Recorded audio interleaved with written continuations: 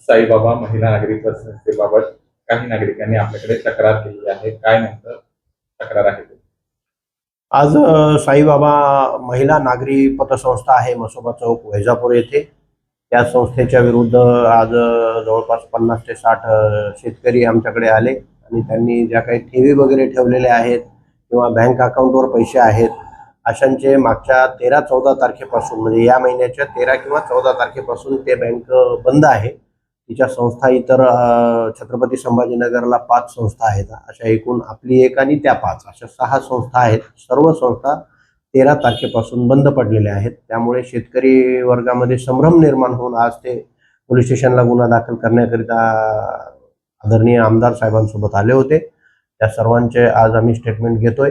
आज आणि उद्या 2 दिवसामध्ये सर्वांना आवाहन करण्यात येते की त्यांनी त्यांचं जे काही डिपॉझिट आहे किंवा सेव्हिंगवर पैसे आहेत त्या बँक सविस्तर आमच्याकडे स्टेटमेंट द्यावेत.